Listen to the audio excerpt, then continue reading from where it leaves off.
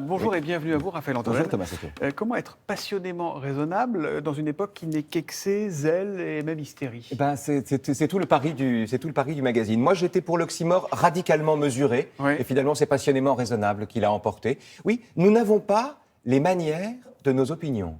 Nos opinions sont raisonnables, mais on aime bien la bagarre. Donc on est dans l'excès pour dire des choses assez simples finalement. C'est-à-dire c'est ça qu'on vit une époque, on essaie d'être conforme à cette époque, nous vivons une époque où la raison est récusée, où la rationalité est bannie, répudiée presque. Et donc, nous sommes obligés désormais de la défendre. C'est la raison pour laquelle on peut La raison est trop sage dans sa façon de s'exprimer? Non, la raison vit le procès d'intention d'être le bras armé d'une oppression imaginaire ou d'une domination imaginaire. Défendre la raison aujourd'hui, c'est passer pour un dominant, ce qui est scandaleux.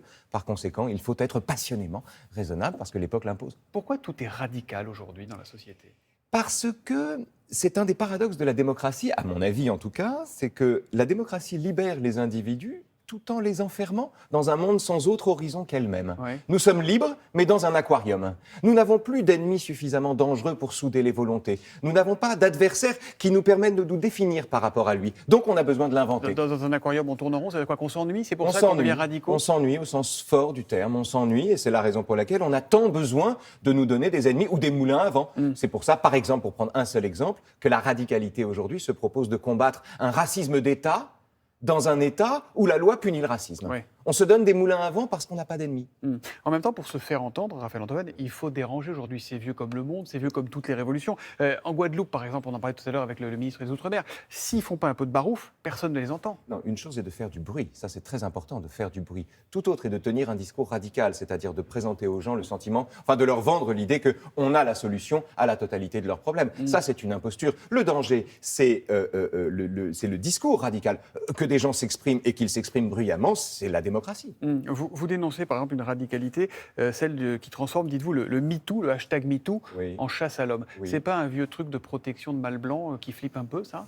Peut-être, j'en sais rien. Moi, j'ai le sentiment que c'est une révolution qui a été vaincue par sa propre victoire. Pourquoi? MeToo. Parce que MeToo, tout l'enjeu de MeToo, c'était de faire avancer la loi. Et le problème de MeToo, c'est que bien souvent, aux dépens de la loi, on avait des tribunaux populaires qui condamnaient les gens sans avocat, sans leur laisser la possibilité de se défendre et qui les condamnaient à jamais. La révolution MeToo, qui était fondamentale, qui est fondamentale, a été dévoyée par ses excès, par ses outrances. C'est précisément de l'importance de rester mesuré. C'était une façon de préserver la révolte. C'est un paradoxe camusien. La révolte est menacée par deux choses. Ouais. La révolution d'un côté, le conservatisme de l'autre. Et c'est ce qui est arrivé à MeToo. Est-ce que vous n'êtes pas un vieux réac, en fait? Je ne sais pas, c'est à vous de me le dire. Non, Pourquoi vieux? Oui, c'est vrai, un jeune réac. Alors Je pensais, parce qu'on pense toujours que les réacs sont vieux, mais il y a des réacs jeunes, visiblement. Je pensais à vous tout à l'heure, quand Christine Béroux nous parlait de Jean-Michel Blanquer et du pronom « il », qui vient de faire son entrée dans le Robert. Pronom neutre, contraction de « il » et de « elle » pour évoquer une personne, quel que soit son genre. Pourquoi ça ne vous plaît pas, ça? Qui vous dit que ça ne me plaît pas?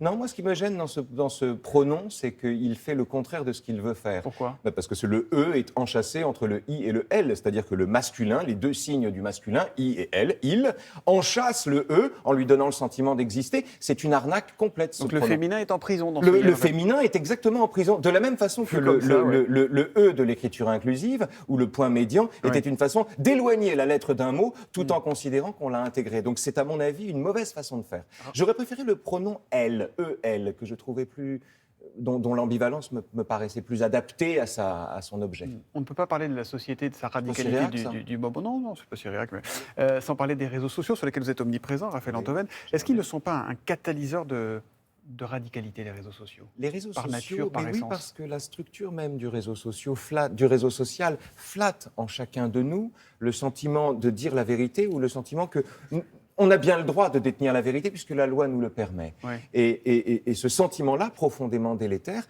coïncide avec l'âge identitaire, avec l'idée que ce que nous pensons, c'est ce que nous sommes, avec le procès fait à l'autre, non pas de ce qu'il dit, mais de ce qu'il est. Tous ces phénomènes-là sont galvanisés par les réseaux sociaux et imposent en permanence, dans cet espace-là, c'est pour ça que je m'y trouve, d'injecter de la dialectique, Si du temps long. si je regarde vos tweets, je me dis, ce garçon-là, il a une radicalité anti-Mélenchon, par exemple, qui est assez marquée. Ah bah oui, quand même, vous avez beaucoup Mais moi, je tweeté, défends Mélenchon dès que j'approuve Mélenchon. Mélenchon. Dès que je peux approuver Mélenchon, je le défends. Quand il rend hommage à Arnaud Beltrame, je l'approuve. Quand il défend la légalisation du cannabis, je l'approuve. Dès que je peux approuver Mélenchon, j'approuve Mélenchon. Mais pour le reste, Mélenchon est un tel pourvoyeur de folie que c'est très amusant de travailler dessus. Quand on manque d'un sujet, on va voir Mélenchon et tout de suite, c'est l'abondance. Puisqu'on évoque les politiques, comment vous comprenez l'instant Zemmour qu'on est en train de vivre dans la société ? Comme un moment précisément de radicalité, commandé aussi par la loi du spectacle. Peut-être que les Français n'ont pas envie de revoir un duel désolant entre Macron et Le Pen, et que par conséquent la loi du spectacle est en train de porter cet individu au Les Français au ils aiment bien deuxième choisir tour. le menu, ils n'aiment pas qu'on leur mette sur la table. Voilà, exactement. Donc préchauffé. il y a de cela là-dedans. Après, il est, me semble-t-il, dans une impasse avec un plafond de verre assez bas, puisque le chemin qu'il emprunte pour arriver au sommet est un chemin qui passe par la droite de la droite, et je ne le vois pas rassembler une majorité de Français sous cette bannière. De façon générale, on ne fait pas un projet avec du passé. Oui. Or, Zemmour ne vend que du passé, je n'y crois pas. Est-ce qu'il sera politiquement, entre guillemets, l'idiot utile de Marine Le Pen au final ? Ah, c'est pas impossible. Ce serait assez amusant d'ailleurs que par une ironie de l'histoire, Éric Zemmour, après avoir enflé comme une baudruche, dégonfle un peu et finisse comme la Taubira de Marine Le Pen qui la prive d'un second tour. Ce serait amusant. Vous ciblez les démagogues dans cette revue, ce journal. Est-ce qu'on n'est pas tous les démagogues de ceux qui ne pensent pas comme nous ? Est-ce que ce n'est pas simplement une question de point de vue, tout ça ? Je ne suis pas sûr, parce que être démagogue, c'est dire aux gens, c'est laisser croire les gens, ou c'est dire aux gens qu'on a la solution. Ouais. La démagogie se repère à la quantité de certitudes dont on dispose. Non, je ne crois pas. Je ne crois pas que tout le monde soit démagogue de la même manière. En démocratie, vous êtes inévitablement exposé au risque de démagogie. Vous devez plaire aux gens pour récupérer leur suffrage. Ou en tout cas, il faut savoir leur déplaire jusqu'à un certain point. Mais enfin, ce n'est pas la même chose de faire de la politique en essayant de flatter les gens ou de faire de la politique en les gouvernant. La raison est un combat, c'est ce qui est inscrit sous le titre de Franc-Tireur. Le numéro 2 sort demain, le voici, l'Europe, sponsor des islamistes. C'est une enquête formidable. Vous y allez là aussi. C'est une enquête formidable de Julie Hervé qui montre comment, effectivement, l'Union européenne finance, mais à des hauteurs considérables, des associations proches des frères musulmans. C'est dans Franc-Tireur, c'est demain. Merci beaucoup, Raphaël Antoine, d'être venu nous voir ce matin.